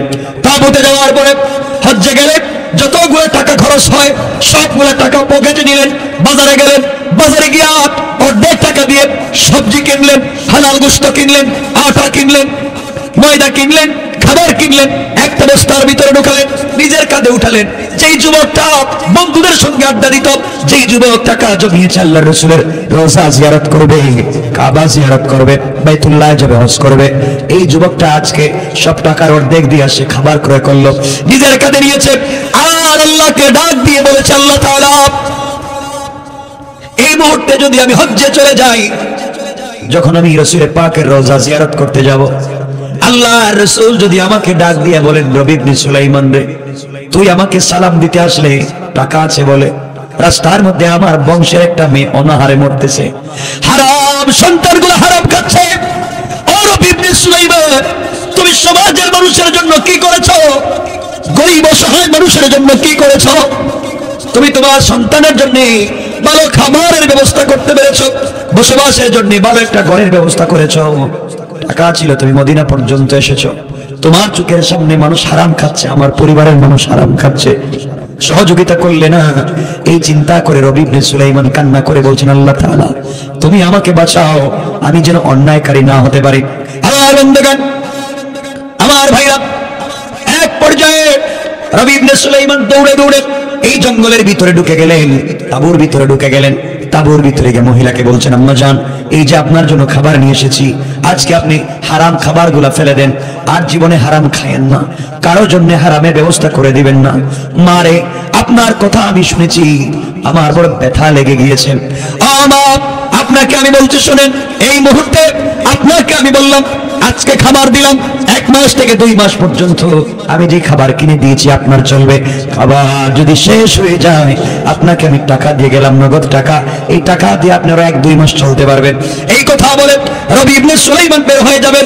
মহিলা চোখের পানি ছেড়ে আল্লাহকে ডাক দিয়ে বলতেছে, আল্লাহ যেই যুবককে চিনি না জানি না, হঠাৎ করে গভীর রাত্রে তাঁবুতে এসে আমার জন্য এমন ভালো ভালো খাবারের ব্যবস্থা করে দিয়েছে, নগদ টাকা দিয়ে আমার ইজ্জত রক্ষা করেছে, আল্লাহ তাআলা ওই যুবকটাকে কিয়ামতের দিনে রাসূল যে জান্নাতে যাবে, এই জান্নাতের মেহমান তুমি বানায়া দাও, পড়েন সুবহানাল্লাহ। আমার বন্ধুদের এক পর্যায়ে রবি ইবনে সুলাইমান ফিরে আসলেন, 2 রাকাত সালাত পড়ে আল্লাহর কাছে কান্নাকাটি করলেন, আর বললেন, আল্লাহ তাআলা আমি আমার সাধ্যের সবটুকু ব্যবহার করেছি। এই কথা বলে তিনি বন্ধুদেরকে বললেন, বন্ধুরা শোনো রে, তোমরা হজ্জে চলে যাও, আমি আর যেতে পারবো না, এই বছর আমি যাব না, আগামী বছর হজে যাব। বন্ধুরা বলছে, রবি ইবনে সুলাইমান আমরা তো জীবনে হজ করতে চাইনি, তুমি আমাদেরকে বুদ্ধি দিয়েছো, তুমি আমাদেরকে পরামর্শ দিয়েছো, তুমি আমাদের জন্য টাকা জমিয়েছো, আজকে তুমি যাবে না আমরা যাব। বন্ধুগণ তোমরা জানো না আমার একটা অসুবিধা আছে, আমি বাড়িতে ফিরে যাওয়া লাগবে, তোমরা হজ করে আসো, তোমাদের সঙ্গে বেঁচে থাকলে দেখা হবে। এই কথা বলে কথা লম্বা না বাড়িয়ে রবি ইবনে সুলাইমান বন্ধুদের কাছ থেকে বিদায় নিলেন, আর বললেন, বন্ধুরা আমি যেতে পারলাম না, আমার সালামটুকু রাসূল পাকের রওজা মুবারকে পৌঁছায় দিও। বন্ধুদের কাছে আর কিছুই বললেন না। বন্ধুরা মক্কার দিকে রওনা করলো, তিনি আবার নিজের বাড়ির দিকে রওনা করলেন, সিরিয়ার দিকে চলে গেলেন। আমার বন্ধুগণ, বন্ধুরা সবাই মিলে হজ্জে চলে গেল, আর সবাই বলতেছে, আরে রবি ইবনে সুলাইমান আমাদেরকে একত্রিত করলো হজ করবার জন্য, আজকে সে নাই, আমরা একা একা যাচ্ছি, আজকে সে নাই। সবাই মিলে হজ্জে চলে গেলেন।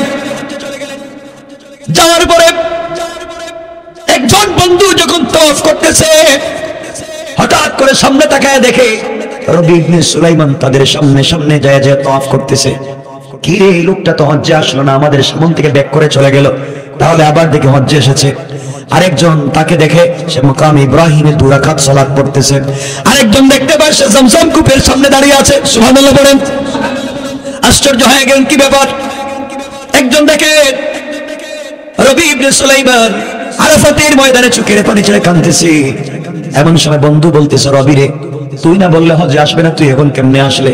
রবি ইবনে সুলাইমান বলতেছেন, ভাইরা শোনো, তোমাদের সঙ্গে কথা বলবো বাড়িতে যাওয়ার পরে, এখন যার যার মতো করে কাজ করো। সবাই যখন ফেরত চলে যাচ্ছে, মক্কার কাজ কাম শেষ করে ফেললেন, সবাই যখন মদিনায় পৌঁছে গেলেন, রাসূল পাকের রওজা জিয়ারত করতে গেলেন। এমন সময় রবি ইবনে সুলাইমানের একজন বন্ধু তাকায় দেখে রবি ইবনে সুলাইমান তাদের সামনে দিয়ে হেঁটে যায়, হাতের মধ্যে কালো একটা ব্যাগ হাতের মধ্যে নিয়ে রাসূল পাকের রওজার সামনে দাঁড়ায় সালাম দিচ্ছে। রবি ইবনে সুলাইমানের বন্ধু ডাক দিয়ে বলছে, রবি, তুই না হজ্জে আসতে চাইলি না, মুখ হারাম বেঈমান, তুই আমাদেরকে পথ থেকে বললে চলে যাচ্ছিস, আমাদেরকে বাদ দিয়া তুই আবার হজে আসলে ওই কথা বলবার পরে রবি ইবনে সুলাইমান বলছেন, বন্ধুরা বাড়িতে গেলে কথা বলবো, এখন রাসূল পাকের রওজা সালাম দিতে পারতেছি না, ব্যাগ আমাকে ডিস্টার্ব করতেছে, ব্যাগটা তোর হাতে রাখ। এই কথা বলে ব্যাগ তার হাতে দিয়েছে। সবাই কাজ সংক্ষিপ্ত করে ফেললেন, সমাপ্ত করে ফেললেন। হজ্জের কাজ, জিয়ারতের কাজ শেষ হয়ে গেল। বন্ধুরা সবাই যখন একত্রিত হলেন, একজন বলছেন, শুনছো না তোমরা কিছু? আমি রবি ইবনে সুলাইমানকে দেখেছি মিনায়, একজন বলে আমি দেখেছি মুজদালিফায়, আরেকজন বলছে আমি তো তাকে সামারাতে দেখেছি, আরেকজন বলে আমি তাকে তো দেখলাম কাবা চত্বরে বসে আছে, আরেকজন বলছে আমি তাকে দেখলাম জমজম কূপের পারে। সবাই বলছে, আরেকজন দাঁড়িয়ে বলছে, বাইরে তোমরা তো দেখছো, এই যে আমার কাছে একটা ব্যাগ দিয়ে গেছে, রাসূল পাকের রওজা জিয়ারতের সময় আমার সঙ্গে দেখা হয়েছে, ব্যাগ দিয়ে গেছে, এখন তাকে কোথাও পাওয়া যাচ্ছে না, আমরা তার সঙ্গে সম্পর্ক রাখবো না। বন্ধু বন্ধু হয়ে এবং বিশ্বাসঘাতকতা করতে পারলো, আমাদেরকে বললো হজ্জে আসবে না, সে কিন্তু হজ্জে আসলো, আমাদের সামনে সামনে হজ করলো, জিয়ারত করলো, কিন্তু আমাদের থেকে আলাদা হলো কেন? এর সাথে বন্ধুত্ব রাখা যায় না, সম্পর্ক রাখা যায় না, এই কাজ যে করেছে তার সঙ্গে সম্পর্ক রাখা যায় না। এই কথা বলে সবাই যখন সিদ্ধান্ত নিল গ্রামে গেলে রবি ইবনে সুলাইমানের সঙ্গে কেউ সম্পর্ক রাখবে না, সবাই গ্রামের দিকে যাওয়া লাগলো, যাইতে লাগলো। এদিকে রবি ইবনে সুলাইমান গ্রামে পৌঁছে গেল বহুত আগে, সে তো হজ্জে যায় নাই, গ্রামে পৌঁছে গেল। গ্রামের মানুষ বলছে, রবি ইবনে সুলাইমান রে, তুমি না আমাদের কাছ থেকে বিদায় নিয়েছো হজ্জে যাওয়ার জন্য, তুমি হজ্জে গেলা না, চলে আসলা, সবাই দুষ্টামি করে, হাসি তামসা করে, মস্কারা করে, তুমি সফরে গেলা, হজ্জের কথা বলে গ্রাম থেকে বের হলা, আবার তুমি বেক করে চলে আসলা। রবি ইবনে সুলাইমান কাউকে কিছু বলেন নাই, বসে তার বন্ধুরা হজ করে বাড়িতে পৌঁছে গেলেন। সবাই রবি ইবনে সুলাইমানের বাড়িতে হাজির, ডাক দিয়ে বলছেন, রবি ইবনে সুলাইমান, এমন নিমক হারামি মিথ্যা কাজ কি কেউ করতে পারে? তুই বললে হজ্জে যাবে না, আমাদের সামনে থেকে ব্যাক করলে, আবার তুই হজ্জে পৌঁছে গেলে। রবি ইবনে সুলাইমান কসম করে বলছেন, আল্লাহর জাতের কসম, আমি হজ্জে যাই নাই, তোমাদের কাছ থেকে বিদায় নিয়ে বাড়িতে চলে আসছি। তোমরা আমার গ্রামের মানুষকে জিজ্ঞাসা করো, আমার ঘরের মানুষকে জিজ্ঞাসা করো, আমি হজ্জে যাই নাই, চলে আসছি, গ্রামেই ছিলাম। সবাই বলতেছে, বিশ্বাস করে কোনো লাভ নাই, গ্রামের মানুষকে জিজ্ঞাসা করে লাভ নাই, তুমি আমাদের সামনে সামনে হজ করেছো, এই যে তুমি রাসূল পাকের রওজা জিয়ারতের সময় একটা কালো ব্যাগ দিয়েছো, সব তো তুমি করেছো, তোমাকে আমরা অমুক জায়গায় দেখেছি, ও বলছো অমুক জায়গায় দেখছি, এই যে তুমি ব্যাগ দিয়েছো, তুমি না করো কেমনে? রবি ইবনে সুলাইমান বিশ্বাস করাতে চাইলেন, আমি হজ্জে যাই নাই, তোমাদের সঙ্গে আমার দেখা হয় নাই। গ্রামের মানুষকে এরা জিজ্ঞাসা করতে লাগলো, আপনারা বলেন তো হজ্জের সময় রবি গ্রামে ছিল না হজ্জে ছিল?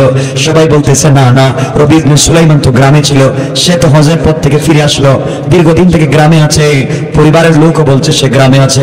সবাই আশ্চর্য হয়ে গেল, তাহলে হজ্জে কেমনে দেখলাম রবিকে? সে আমাদের কাছে ব্যাগ দিয়েছে। সবাই যখন চিন্তা করতেছে আসলে ব্যাপারটা কি, গভীর রজনীতে রবি ইবনে সুলাইমান কান্না করতে করতে, আল্লাহর কাছে কান্না করতে করতে শুয়ে পড়লেন। শোয়ার পরে স্বপ্নে দেখেন, রবি ইবনে সুলাইমান স্বপ্নে দেখে বিশ্ব নবী তার ঘরে হাজির হয়ে গিয়েছে। রাসূল পাক সাল্লাল্লাহু আলাইহি ওয়াসাল্লাম ডাক দিয়ে বললেন, রবি দাঁড়াও। স্বপ্নে দেখতেছেন রবি দাঁড়িয়েছে, রবি ইবনে সুলাইমানের কপালে চুম্বন করেছে, আর বলছেন, রবি টেনশন করতেছো, তুমি হজ্জের ব্যাপার নিয়ে টেনশন করতেছো? ইয়া রাসূলুল্লাহ, সবাই আমাকে কষ্ট দিচ্ছে আর বলছে আমি নাকি হজ্জে গিয়েছিলাম। আল্লাহর রাসূল বললেন, রবি ইবনে সুলাইমান, তুমি হজ্জে যাও নাই এটাও ঠিক, তারা তোমাকে দেখছে তাও ঠিক। ইয়া রাসূলুল্লাহ, দুটো কেমনে হলো? আল্লাহর পয়গম্বর বলেন, রবি ইবনে সুলাইমান, তুমি হজ্জের সমুদয় টাকা দিয়ে আমার পরিবারের, আমার বংশের একটা বিধবা মেয়েকে সহযোগিতা করেছো, ইয়েতিম বাচ্চাগুলোকে সাপোর্ট দিয়েছো। আল্লাহ রাব্বুল ইজ্জত ওয়াল জালাল তোমার এই কাজের উপরে সন্তুষ্ট হয়ে গিয়েছে। কাজের উপরে সন্তুষ্ট হয়ে তুমি হজ্জে যাও নাই, আল্লাহ তোমার সুরতে একজন রহমতের ফেরেশতা পাঠায়া তোমার নামে এই বছরের হজ করে দিয়েছে। আর রবি ইবনে সুলাইমান কিয়ামত পর্যন্ত এইভাবে একটা লোক তোমার নামে তোমার সুরতে হজ করবে। রবি ইবনে সুলাইমান বলছেন, ইয়া রাসূলুল্লাহ, আমি নাকি তাদেরকে আপনার রওজা জিয়ারতের সময় ব্যাগ দিয়েছি, এই যে আমাকে ওরা ব্যাগ দিয়ে গিয়েছে। আল্লাহর পয়গম্বর বলেন, রবি ইবনে সুলাইমান রে, এই ব্যাগটা তুমি তাদেরকে দিয়েছো কথাটা এমন না, তারা তো তোমাকেই দেখেছে। এই ব্যাগটা আমি বিশ্ব নবী আল্লাহর রহমতের ফেরেশতার কাছে উঠিয়ে দিয়েছি। তুমি আমার পরিবারের জন্য যা যা করেছো, আমি রাসূল খুশি হইয়া তোমার জন্য হাদিয়া পাঠাইয়া দিলাম। সুবহানাল্লাহ বলেন। রবি ইবনে সুলাইমানের ঘুম ভেঙে গিয়েছে, চোখের পানি ছেড়ে কাঁদতে লাগলেন। তাহাজ্জুদের সালাত পড়ে আবার ঘুমিয়ে গেলেন। ঘুমের ঘরে আবার স্বপ্নে দেখেন রবি ইবনে সুলাইমানের মাথার কাছে বসছে একজন ফেরেশতা, পায়ের কাছে বসছে আরেকজন ফেরেশতা। রবি ইবনে সুলাইমানের পাশাপাশি দুইজন বসে আছে। এমন সময় একজন ফেরেশতা বলতেছে, তোমরা কি জানো এই বছর হজ কত লোক হয়েছে? কে বলছেন 3 লাখ, কে বলছেন 2 লাখ, এভাবে বর্ণনা পাওয়া যায়। আশরাফ আলী তানভীর মালফুজা তিনি এসেছেন 4 লাখ। একজন বলছে 4 লাখ এই বছর হজ্জে হাজী হয়েছে, তাহলে কয়জনের হজ কবুল হয়েছে? আরেকজন বলছে একজনের হজ কবুল হয় নাই। কি বলো তোমরা? এত মানুষ হজে আসলো, কারো হজ কবুল হয় নাই। আরেকজন বলছে একজনের হজ কবুল হয়েছে। কার হজ? একটা লোকের হজ কবুল হয়েছে, তার নাম রবি ইবনে সুলাইমান। রবি ইবনে সুলাইমান আশ্চর্য হয়ে গেলেন, তাহলে শুধুমাত্র কেবলমাত্র আমার সুরতে আল্লাহ যাকে পাঠিয়ে দিয়েছেন সেই ফেরেশতার হজ কবুল হয়েছে, লক্ষ লক্ষ মানুষের হজ কবুল হয় নাই। ফেরেশতা ডাক দিয়ে বলছে, ভাই রে, ওই একজনের কারণে আল্লাহ সকল হাজিদের হজ এই বছর কবুল করে নিয়েছে। এই জন্য আমি যা পড়েছি, আল্লাহ রাব্বুল ইজ্জত ওয়াল জালাল বলছেন, والذين يقولون ربنا اصرف عنا عذاب جهنم إن عذابها كان غراما।